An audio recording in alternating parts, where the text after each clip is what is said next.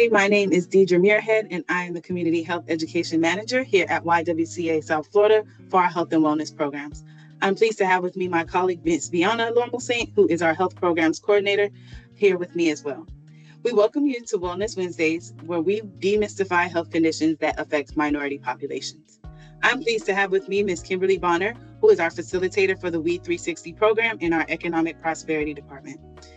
In our WE 360 program, we educate women on how to start a business and run a business. And Miss Kimberly Bonner is the best there is. In this next Wellness Wednesday series, we will continue to discuss the social determinants of health. They are non-medical factors that can impact someone's health and well-being. And for today's topic, we're going to discuss the social determinant of health of economic stability. So before we jump into the questions, I'd like Miss Kimberly Bonner to give us a little bit about yourself and tell the people what you do. Thank you so much, both of you, and thank you to YWCA South Florida for giving me the opportunity to participate on this call with all of you. My name is Kimberly Bonner, like you said. I am a facilitator of WE 360. I have been doing that since 2021, while we were in the throes of the pandemic. I own a consulting firm called New Day Consulting Systems. I've had that company for over 10 years, and I work with all types of businesses within that consulting firm, from the smallest to some Fortune 500 companies, particularly franchises. And a focus of mine since the pandemic has really been getting BIPOC businesses back on their feet after the pandemic and getting BIPOC businesses ready to scale and build their capacity. And so I've been doing kind of pivoting into that work since the pandemic, and I'm continuing to do that work. So I'm the CEO of New Day Consulting Systems, and I'm excited to talk to you guys about the social determinants of health. Thank you, Kimberly, for that warm introduction. It sounds like you're doing amazing work in the community. So we can go ahead and jump right in with our first question. Our first question is, can you define economic stability and explain why it's considered a social determinant of health? For me, economic stability is really about having enough money at the end of the month, right? In order to take care of your basic needs and a few wants. So being able to pay for your rent, being able to pay for food, being able to have money in your bank account to deal with an emergency, right? Like, let's say your car breaks down or something happens in your home or your apartment, whatever the case may be. Having enough money to take care of your needs and some of your wants. How that impacts, health is kind of obvious. Like if you don't have enough money to keep a roof over your head, then you're going to be left to the elements. There's a high risk of being homeless. There's a high risk of ridiculous amounts of stress and depression. The therapists that I've talked to during the course of my life will readily admit that, a lot of the problems that they see on a regular basis can be actually solved with money. Don't be surprised if you're depressed because you're worried about getting, kicked out of your home. I mean, we've made these far more complicated than they need to be. But I think the great mission that you all are doing to really demystify the social determinants of health, because I think, that's a big phrase and it's a nice catchphrase and people get caught up in it. But at the end of the day, it's kind of common sense. If you don't have enough money to take care of your basic needs, to put food on the table, to keep a roof over your head, to put clothes on your kids' back, that puts you at a higher risk for all sorts of diseases. And it's not rocket science, but unfortunately in America, we seem to be in a little denial about this stuff. So that's my interpretation. That's my thoughts on it. Thank you. I know that you spoke a lot about individual, but can you tell us, how does economic stability or income impact a community's health outcome? Oh, absolutely. Let's just call it lack of economic stability is kind of a euphemistic way of saying poverty. Can we just keep it 100?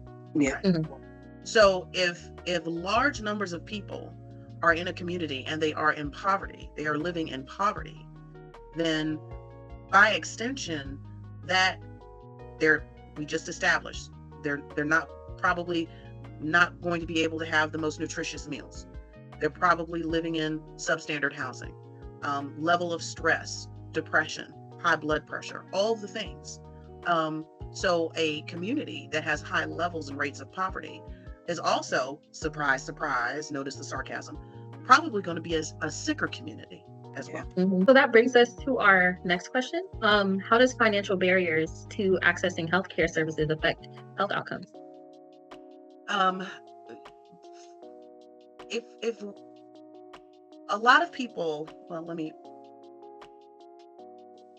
if you don't have enough money to make it to the end of the month, if you're struggling, a lot of times people will prioritize putting food on the table, paying their rent, and they will deprioritize getting their prescription filled.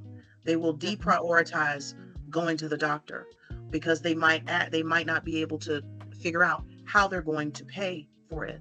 When you look at the data, one of the largest reasons why people go bankrupt in America is because related to medical debt. Like if you have a serious problem in your health in America, it's expensive. We don't make it easy to treat. And so those financial barriers, in my opinion, are costs, right? So in my mind, the financial barriers are the costs in many cases to access healthcare. And then also the financial barrier is either poverty or people who are working poor or even lower middle class.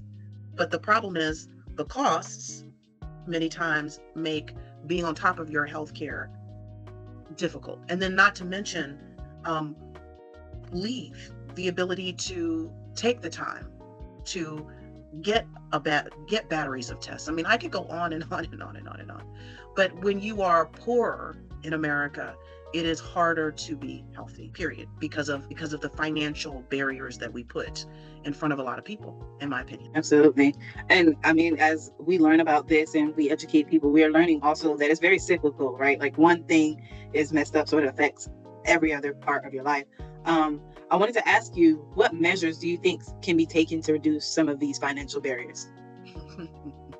Financial barriers to access healthcare or poverty? Oh, healthcare. Okay. One of the biggest is the cost of prescription drugs. Like it's what we pay is far exceeds what other countries pay. And so if we could lower the cost of prescription drugs for people, that would help tremendously. I know the Biden administration, at least I want to say for older folks, maybe on Medicare, they've capped the cost of insulin. So many people are diabetic. We need to do more in that regard. But the cost of pharmaceuticals in this country is just ridiculous. The cost to get access to really healthy food. There's so many people that live in food deserts. Your food can be your medicine. It seems like we have created incentives for people to produce high calorie, or organizations to produce high calorie, not necessarily the most nutritious food, but it costs you far more to get a nice salad, right? And some fresh fruit. And so these are all kind of policy choices, I think, at the end of the day. But there's at some point, policy choices were involved. And I think as a country, we need to revisit some of those policy choices. And are there any measures that you think can be taken to reduce financial barriers to poverty? Like in a country as rich as America, it's kind of embarrassing that we have high rates of poverty, high rates of homelessness, high rates of childhood, poverty. And I don't have all of the solutions, but I have to question whether or not we're really serious. We can put people on the moon, we are creating these very, very smart machines under the name artificial intelligence.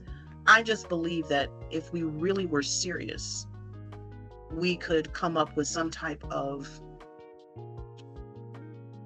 approach such that, considerable swaths of our population, particularly children, don't grow up in poverty or even worse, homeless. Like that doesn't make sense to me. I don't have an answer for that. Yeah. But I just feel like we've got enough smart people in this country that we could we could figure it out. It's I not agree. rocket. So in light of that, what do you think community programs can do as interventions to address some of this economic instability? I think when you say community programs, YWCA, Yeah, for example.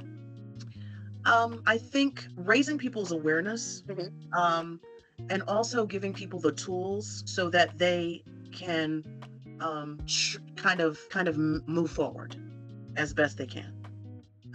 I talk about entrepreneurship. A lot of people talk about entrepreneurship, but entrepreneurship without access to markets and without access to support can be a very dangerous endeavor. And the beautiful thing about YWCA We360 is that there is a commitment to helping particularly BIPOC female entrepreneurs have the kind of support systems and opportunities and access to new markets, et cetera, and so forth. I think continuing to provide that support is really, really important, and continuing to push the envelope. I tell people all the time, Black businesses, particularly Black female businesses, are the most over-mentored and underfunded that exists. And so if I could, and I've made these suggestions to everybody at YWCA and everybody that I talk to, so this is like a soapbox for me, but I'm going to say it because I've got the opportunity and y'all are putting a mic in front of my face, so you got to suffer through it. We need to stop that. We have too many very, very strong BIPOC female-led businesses that if they got just a fraction of the finance of some of our, white male brethren who aren't necessarily the greatest operators in the world, these ladies could make a dent in the universe, right? So my big thing is when it comes to economic security and community programs and all the things that YWCA is doing, we need to stop over-mentoring BIPOC female entrepreneurs. And we need to do far more to get money in their hands, to get their businesses more than bankable, to get them in front of, people of means who can either open up accounts for them, open up new markets for them. But we need to stop we've got to move past teaching and we need to start writing checks.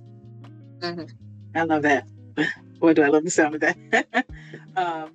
I wanted to ask, can you provide any examples of policies that you might have heard of or witnessed that have successfully improved economic stability and health outcomes? On a wide scale? Mm-hmm. People are talking about, when it comes to addressing poverty, people are talking about the experiments related to universal basic income.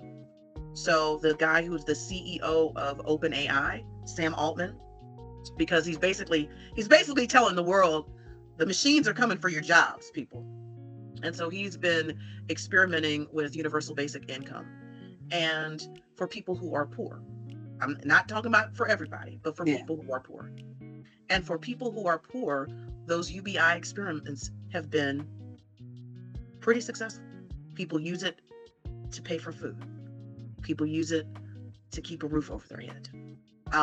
This should not be a surprise, but for whatever reason, it's almost like every generation we're surprised that if we provide some level of a safety net for people, oh wow, it actually serves as a safety net, but it is what it is. But it's not me saying it.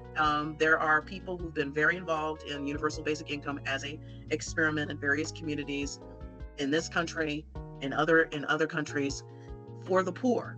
Yeah. And it has served as a safety net to do the things that it should do, which is put food on the table, keep the lights on. Yeah. So how do you think broader economic policies like minimum wage and social welfare programs impact health? They're all kind of interchangeable. Obviously having a living wage and being able to pay for your housing and your food based upon one job, maximum 1.5, is important, right? I relocated to Denver, Colorado, and I've worked and lived in, places that have high concentrations of wealth. So although I grew up in South Florida, I went to the University of Virginia and I stayed in the DC area for most of my adult life. The cost of living in DC has always been higher than other places. Then when my dad died, my mother got sick. I had to shoulder the burden of being a caregiver and relocate to South Florida was floored at the cost of living in South Florida. And yet the salaries in South Florida did not measure up with the salaries in Washington, D.C. I've moved to Denver. Denver's cost of living is high as well. And I say to myself all the time, how in the world, and this goes back to your point about a minimum, increasing the minimum wage. Mhm. If the average home price of a home costs $400,000, we are living in la la land. Like I sometimes, because I'm a very 2 + 2 = 4 kind of person. I break things down to its very simplest, most kind of logical essence. And a lot of the things that we're confused about in this country make no sense. So if you are, working a minimum wage job at Walmart or McDonald's or Burger King, how are you even affording an apartment? Right. How are you, for real? If you have kids, like, where are you living? And then it makes me laugh, because when I flew because the same thing was going on in Fort Lauderdale and Miami. Everybody was like, oh, we've got such a high homeless population. And well, if it costs $3,000 or $2,000 to get an efficiency, people are gonna be living on the street or in their cars. Yeah. Or couch surfing. You follow what I'm saying? Or Yeah. large numbers of people in one. Like, it makes me laugh, because this isn't hard. Yeah. But I think maybe we want to make things hard. I don't know. I know I'm not really answering your question, but the idea that, of course, we have to increase the minimum wage in order for people to live healthy lives. Yeah. You cannot afford a basic efficiency. Not even a one-bedroom apartment. Yeah. Not even a one-bedroom apartment. You cannot afford an efficiency in there. Yeah. Like, it's laughable, and I just don't. We're either going to have to increase the supply of housing, which I think Kamala Harris has discussed, and that's a platform of her campaign for presidency, and I applaud that, because that's massive. We have a problem with the amount of housing. It's too small. It needs to increase. Obviously, we need to increase our wages, but even if we did increase wages, we just don't have enough affordable housing. If an efficiency costs $2,000 a month, I still have to pay utilities and buy my groceries and pay. It's just forget if you got kids. Like, right. Yeah. how's that working? That's not going to work. It's the math ain't mathin', as the kids say. So we have a lot of work to do. A lot of much smarter people in economic and housing policy than I have thought long and hard about this. But for me, from my vantage point, we have a supply problem, a housing supply problem, and we have a wage problem.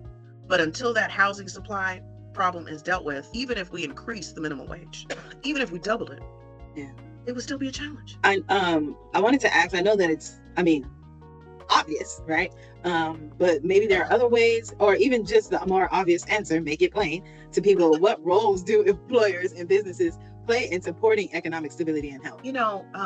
We have to see people fundamentally as human beings, right? And we have to see people, your business or your organization, whatever you're part of. I don't care how many machines are involved. You're going to need some human being to fix the machine, to interface with customers, to solve some of your problems. And so just centering the humanity of your employees should result in you paying them properly, providing some level of proper healthcare insurance, and then also creating environments that are not toxic and just humane. I think we have to center valuing people because they're human. Yeah. And that means paying them a decent wage, a livable wage, providing benefits, things that not that long ago were pretty much accepted, that people thought that that's part of what being a solid employer is about. And then people started thinking about, profit and, being very extractive. And you need profit. Profit's important.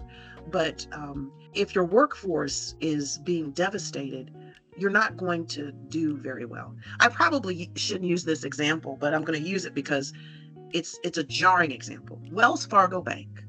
They're so easy to make fun of, but they're an example of this. And if a banker from Wells Fargo looks at this video, I hope y'all really deal with this, because y'all got a problem. You know what I mean? You know, the employment discrimination problems, the lawsuits related to overcharging, all of that to me talks about a toxic culture. And they just had an employee die I saw that. at her desk on Friday. Nobody knew. 4 days later. Yeah. Wow. Yeah, I saw that. I was baffled. I mean, it's not rocket science, but apparently maybe it is. Yeah, I don't know. Well, thank you for making that answer clear. I wanted to ask, do you have any personal experiences that might highlight the connection between economic stability and health? Oh my word. Just so many. When my dad died, my mom lost 75% of her income. Let me say that again. When my father died, my mom lost 75% of her income. Let me say that again. When my father died, my mother lost 75% of her income. And she was like so many of her generation. Many of her peers were similarly situated. My mother, Black teacher, so many of her fellow Black teachers who buried their husbands before them, very similar situation. And it was jarring for her to such a degree. And, some might argue, well, Kim, maybe she was lonely. About 4 months after my father passed away, she basically, had a mild stroke, mild heart attack. And I'm convinced that, yes, the loss of my father played a role, but the stress Yeah, of 75% of it is gone. Mm-hmm. and you're closing in on 80. What are you going to do? And I remember the driving force of me relocating was seeing my mom just completely just out of sorts in the corner coming out of the hospital. And I'm thinking to myself, the level of emotional and financial stress is too much for this 78-year-old woman, 79-year-old woman to handle. Yeah. So that's an easy one. I lived that. I've got the scars all over my back from that experience. But there are more that I could share, but that one's the most obvious. Like when I was talking about, if you're worried about how you're going to make it, don't be surprised if you have high blood pressure. Don't be surprised if you have a stroke. Don't be surprised if you might have a heart. I mean, but we act like, oh, I'm just so shocked that. But why are you? I mean, stress plays a huge role on someone's health, and financial stress, that is a whole nother cake in itself. So I definitely thank you for sharing your personal experience. I'm sure that's going to resonate with somebody. I wanted to ask you, what motivates you to continue on working in this field, and what changes do you hope to see in the future regarding economic stability? It's so funny because I tell people all the time, I became an accidental economic developer, community developer. I started doing outreach to cities and counties and nonprofits during the pandemic. And like I just told you, I saw my mom be devastated by a financial trauma, right? And then the pandemic hit, and it was another financial trauma. And so it went from a financial trauma that was impacting my family acutely, the death of my father, to a financial trauma that was impacting the world, but particularly acutely BIPOC business owners. And I remember talking to clients and talking to friends and saying to myself, even if we get out of the pandemic, the racial wealth gap will be wider, right? Because of all the losses that have taken place during the pandemic. Yeah. And so I think all of that kind of shaped why I'm in this space.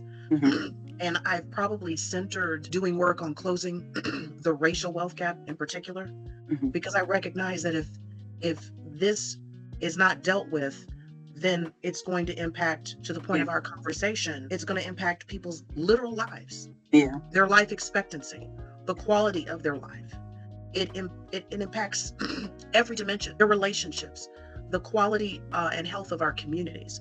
And so I don't think I will, even though, I've been doing franchise development for a while, the pandemic pushed me. It was kind of like God's hand redirecting me. I did not ask to be involved in economic development and community development, but it was really kind of providential for me to be in this position. And I don't think I will be leaving this work anytime soon. Well, we definitely here at the YWCA appreciate you and the work that you're doing. And I know all of the women that have joined when We 360 have as well. I just want to thank you, Ms. Bonner, for sharing your valuable insight and expertise with us today. We know that economic stability is a critical component of health, of the social determinants of health, and specifically in minority communities. So we understand that understanding these factors can empower anyone and everyone to advocate for change and work towards a more equitable future. To our audience, we want to thank you guys for joining us on this edition of Wellness Wednesdays. We hope that this discussion has provided useful information and inspiration to continue learning about the social determinants of health. Remember, education and economic stability is power, and by addressing these non-medical factors, we can contribute to a more healthier society. So we want you guys to stay tuned for all of our Wellness Wednesday sessions, and as we continue to explore more and important health topics that impact our community. Thank you guys, and until then, stay safe and take care. Bye. Bye.